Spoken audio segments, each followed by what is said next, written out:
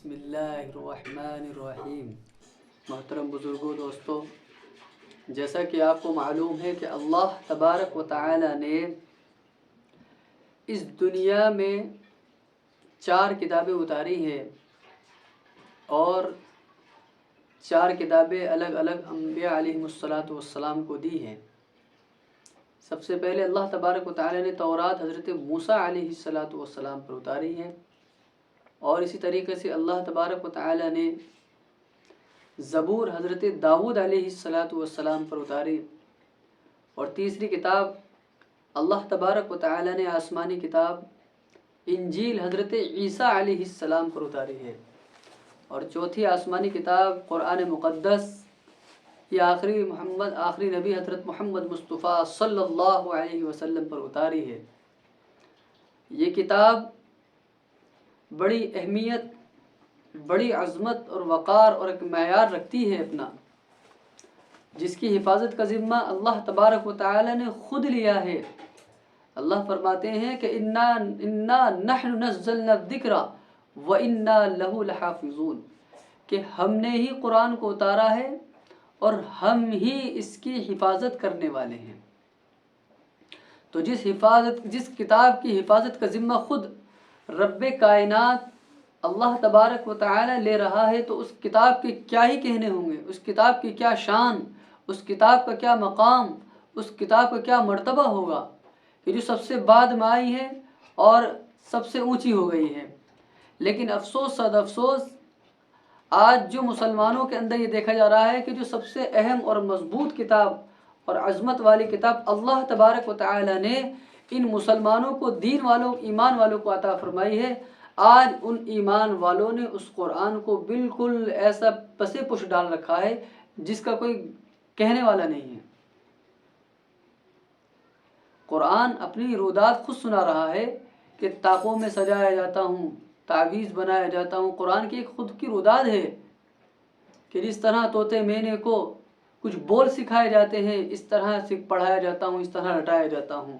کس عرس میں میری دھوم نہیں، کسی بزم میں میری دھوم نہیں، پھر بھی میں اکیلا رہتا ہوں، مجھ سے بھی کوئی مظلوم نہیں۔ آج پوری کتابوں میں سب سے مظلوم ترین قرآن مقدس ہو گئی ہے، اور سب سے عزیز ترین کتاب قرآن تھی، لیکن آج مظلوم ترین قرآن ہو گئی۔ کیوں؟ کہ اس کے پڑھنے والوں نے اس کو طاقوں میں سجا کر، غلافوں میں سجا کر رکھ دیا ہے۔ میرے بھائی، بزرگ و دوستو، اس لیے اگر کامیابی، فتح مندی اور اگر کامرانی، شادمانیاں زندگی میں چاہتے ہو تو قرآن کو سینے سے لگاؤ، قرآن سے اپنا دامن وابستہ کرنا پڑے گا۔ حضرت عثمان بن عفان کی روایت وہ نقل کرتے کہ آپ صلی اللہ علیہ وسلم نے ارشاد فرمایا کہ خیرکم من تعلم القرآن وعلمہ، کہ تم میں بہترین شخص وہ ہے جو قرآن کو سیکھے اور سکھائے۔ دیکھیے، تو قرآن خود ایک اہمیت، قرآن پڑھنے والے کی اس سے زیادہ اہمیت، یعنی کہ جو پڑھ رہا ہے اور پڑھا رہا ہے، دونوں کی اہمیت، دونوں کا مقام اور مرتبہ الگ ہو جاتا ہے۔ لوگوں کے اندر سب سے بہترین شخص وہ ہو جاتا ہے۔ جس طریقے سے یہ امت خیر کے، یعنی خیر امت اخرجت للناس کہہ کر پکاری گئی ہے کہ تم میں بہترین امت وہ ہے، تم بہترین امتوں میں سے، یعنی امتوں میں سے بہترین امت تم ہو کہ جو امر بالمعروف اور نہی عن المنکر کرتی ہے، اور بہترین کتابوں میں سے قرآن مقدس ہے، اور قرآن مقدس میں سے وہ جماعت مقدس ہے جو قرآن کو پڑھتی اور پڑھاتی ہے۔ تو میرے بھائی، بزرگ دوستو، اس لیے قرآن کی عظمت کو سمجھو، قرآن کی فضیلت کو سمجھو، ورنہ اللہ تبارک و تعالی اس دولت سے ہمیں کہیں محروم نہ فرما لے۔ آج جگہ جگہ پہ دیکھ رہے ہیں کہ کوئی قرآن پڑھا ہوا ہی نہیں ہے۔ نوجوان کا طبقہ اتنا گھوم رہا ہے کہ آج وہ پچھتا رہے ہیں کہ انہوں نے بچپن میں نہیں پڑھا، انہوں نے اپنی زندگی ایسی کاٹ دی، لیکن بعد میں پچھتاتے ہیں۔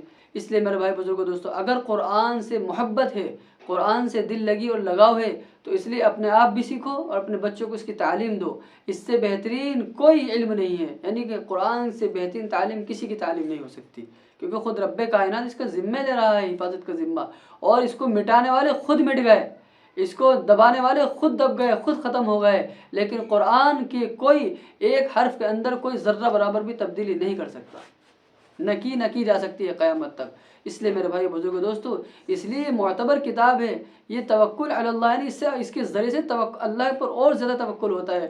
قرآن کے ذریعے سے ہم اللہ کو پہچانتے ہیں، قرآن میں رسول اللہ صلی اللہ علیہ وسلم کی سیرت بکھری ہوئی ہے.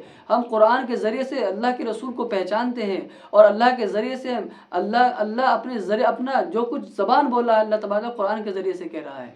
تو میرے بھائی بزرگوں دوستو، اس لیے قرآن سے اپنے زندگی کو وابستہ کرنا ہوگا، قرآن سے اپنے دامن کو وابستہ کرنا ہوگا. اگر قرآن کو ہم نے طاقوں پہ سجا کر یوں ہی رکھ دیا تو ہمارے لیے خسارے اور سبب کی زندگی گزر جائے گی اور ہمارا کوئی پرسان حال نہیں ہوگا. اس لیے میرے بھائی بزرگوں دوستو، اللہ حفاظت کرے اس دن سے کہ ہمیں یہ دن نہ دیکھنے پڑے کہ ہم قرآن دیکھنے کے لیے بھی ترس جائے، قرآن کو اٹھانے کے لیے بھی ترس جائے. اللہ حفاظت فرمائے. تو میرے بھائی بزرگوں دوستو، پتہ چلتا ہے کہ قرآن کی دولت اتنی بڑی دولت ہے، اتنی بڑی نعمت ہے، جس کے پاس آ جائے وہ دنیا میں انمول ہو جاتا ہے.